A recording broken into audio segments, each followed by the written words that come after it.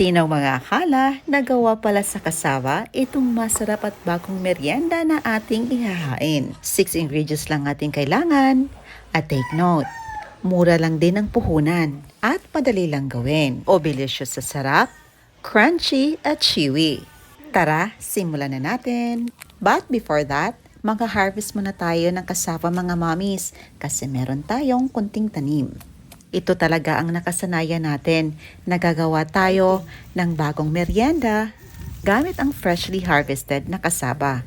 Medyo challenging ang pa-harvest mga mommies kasi kailangan pa tayong magbungkal at bunutin ito.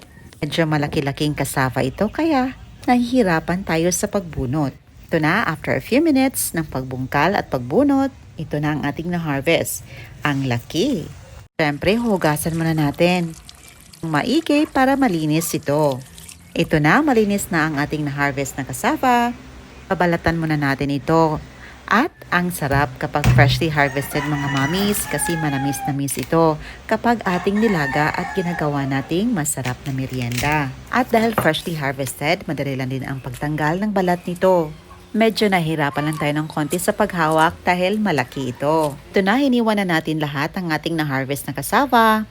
At dito ginadgad ko lahat ang ating na-harvest na kasava dahil gagawa tayo ng iba pang recipe.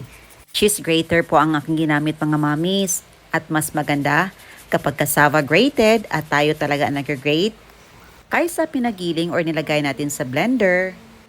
Dahil masarap at mas may texture ito kapag ating niluluto.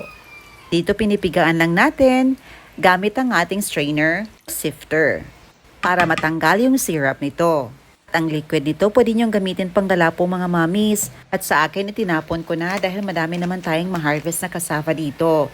Gagamit lang tayo dito ng OB paste or OB paste filling na gamit ko sa pagpalaman ng OB cheese pandesal. Meron din tayo ditong sesame seeds na nilagay ko sa ating napakagandang coconut ball. At sa ating wooden ball, nilagay ko na ang 2½ cups of grated cassava squeezed. Nag-add tayo ng 1½ cups of bread flour. Meron din tayo inilagay na 1/4 to 1/2 cup of brown sugar.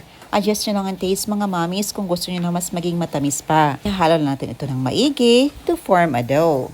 After a few minutes, naging ganito ng texture ng ating mixture. Naging dough-like texture na ito.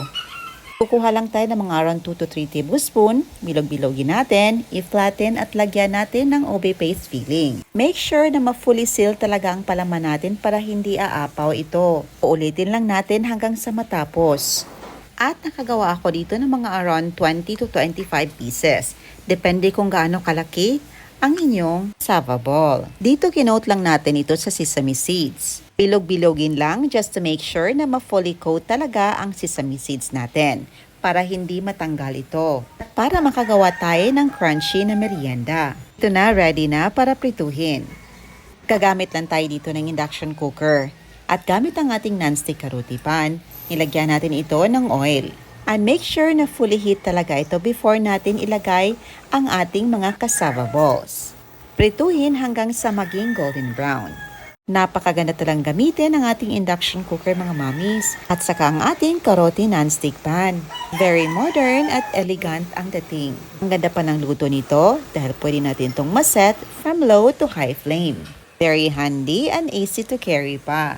At sa mga nagtatanong kung saan ko ito nabili, check nyo lang sa comment section below.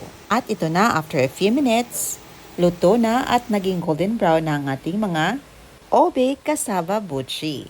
O diba na kahit wala kang malagkit, pwede kayong gumamit ng cassava. Dito nilagay lang natin sa dahon ng saging. Ikukold na lang natin ito bago natin tikman. Meanwhile, abangan nyo ang ating next recipe na i-upload natin sa susunod nating video. Kakaiba din ito at masarap at pwede nyo din gawing pang negosyo. Ito na, after a few minutes, excited na tayong tikman ang ating OB cassava buchi. Napakaganda ng luto. Yung sesame seeds, dikit na dikit talaga at hindi natanggal. Kaya naghahalo ang softness, chewiness at crunchiness nito. Samahan pa napakasarap na obe. Obelicious na obelicious sa sarap. Kaya ano pang hinihintay nyo mga mommies? Ilista nyo na ang full ingredients sa description box below. At abangan nyo ang ating next video or next recipe sa susunod nating video. Ayan lang po. Hoping niyo subukan ang ating recipe. See you on my next vlog. God bless you all and stay safe everyone. Bye and enjoy!